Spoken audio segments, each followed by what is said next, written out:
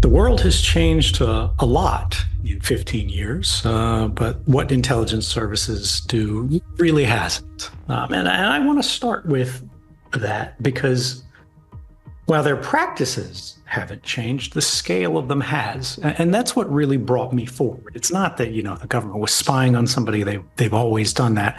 It was the government was spying on everybody. And it wasn't that they didn't want to do that in the past, but that they didn't have the capability to do it. We were talking about things that were the Stasi's, wet dream. And now we see that creeping everywhere. Pavel Durov, the founder of Telegram, was one of the people that I tweeted about a few weeks ago. I had hoped to speak about here because I think this really emblematizes what has changed. So for those who are unfamiliar, just a few weeks ago, we saw a well-coordinated effort by the old powers to gain control over Telegram by taking its founder, Pavel Durov, as, frankly, a hostage in France. Now, they had been complaining publicly that Telegram, which is not a meaningfully secure messenger, by the way, please don't call it a secure messenger when you're describing it to your friends. It's more like a standard chat group that has DMs attached. It does have one capability to send end-to-end encrypted texts called secret chats, but almost no one uses it, right?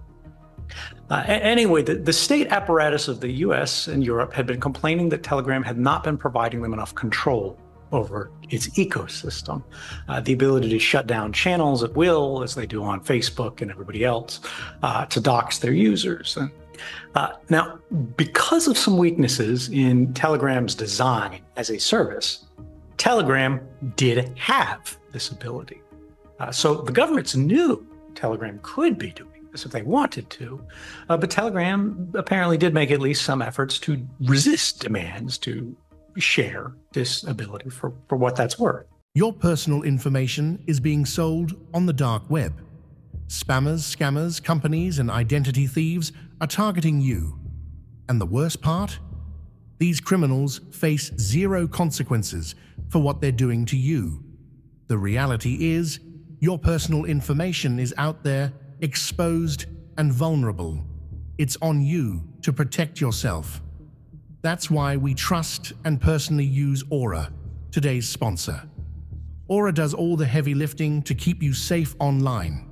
They take action against these data brokers and companies who are selling your personal information, going after them directly and submitting opt-out requests on your behalf. You don't have to lift a finger. Aura handles it. But that's not all. Here's where it gets even more serious. Aura doesn't just stop there. They continuously monitor the dark web for any trace of your personal data. If they find your information floating around in places it shouldn't be, Aura will alert you immediately. They'll let you know fast if anyone is trying to use that data to access your credit accounts or even drain bank accounts. And if the worst happens to you, Aura has you covered. They offer up to $5 million in identity theft insurance to help you recover if someone gets a hold of your information and tries to do real damage. Don't wait until it's too late.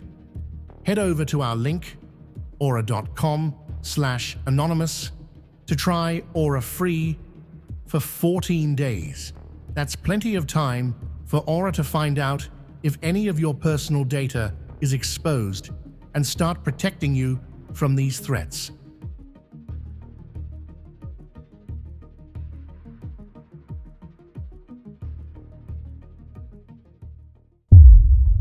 So what happens? Durov is lured to France under whatever pretext. I think it's even public now. He's immediately tossed in the dungeon, and presto changeo, a few days later, he's out on bail, and Telegram changes its terms of service. That is the unfortunate reality of how the world works when you don't architect your service to resist state interference at the protocol level. And that's what's so special and powerful about crypto broadly, Bitcoin specifically. But it's that kind of mentality where you design against the worst possible case to avoid the inevitable. Now, in Durov's case, I hope he gets out. And once he's in a free place, he genuinely fixes the design problem that put him in the hot seat in the first place by creating a service that does not put too much power and data in vulnerable human hands. You have to design your app so that there will never be a head that the state can point a gun at, or they will do it. But the real lesson here, why it's so important, is not about Durf. It's not about Telegram. It's about us. We are all entering a new phase of history where what we considered the more enlightened collection of states globally, ones that had embraced the classically liberal ideal, and I want to clarify here that I'm talking about the supremacy of the individual's right to themselves, the right to decide and direct one's life, rather than whatever it is that political parties are branding as liberalism today. The governments of these states that used to champion that idea are now some of those working hardest to roll it back, to bureaucratize, to influence, to nudge, to shape, to ultimately control each and every individual within their territory and beyond, to the extent made newly possible by technology. This is not a different story than 2013. This is the same. Now, in their defense, these states genuinely seem to believe that this is the path to utopia, that they genuinely know what is good for you to a greater extent than you do, because they're the expert. Everyone in this community, knows the memes, whether you're going to eat the bugs or whatever. The thing to remember is that this is a story that we have seen play out in history before. You have the experts telling you to go out into the field and kill the sparrows. And now we're in the moment where we're waiting to see what's going to happen next. It seems to me that these proposals are less interested in surveillance than they are in control. They're laying the procedural framework for the global control of the voices of every volume. And that's what it's really about. It's not that they're worried about some secret conversation. It's not that they're trying to shake down Durov for the keys to some conversation. It's that they see people talking in ways that they don't like, ways that they consider to be misinformation, ways that they consider to be disinformation, ways that they consider to be socially harmful, that they consider to be structurally undesirable, and they want to silence it. And that is dangerous. That's the point of no return. We lose that, there's no coming back. Which brings us to modernity and all the ways that it's changing around us. This was not the sort of talk I expected to have when I woke up yesterday, which I spent much of the day reading about Israel's unprecedented campaign of what by all of you of what by all reports appears to be indistinguishable from terrorist bombings. Consumer electronics across countries simultaneously exploded in pockets. Hands, faces. Cars lost their drivers in mid-motions. Pockets exploding, at checkout lines, at the head height of your children. Now, it's not the first time that we've ever seen a remote bomb, but it is the first time that we've ever seen a broadcast bombing at this scale, a message sent over public communication systems that reaches consumer electronics that are lying in wait, because this is how pagers work, right? It's not like one-to-one, these things are chiming back, they're checking in, they're phoning home. They're just listening to the equivalent of radio. They hear the signal and they go off. The person who's triggering it doesn't know who you are. They don't know where you're at. They don't know whether you're holding it, your child is holding it, and demonstrably, they do not care.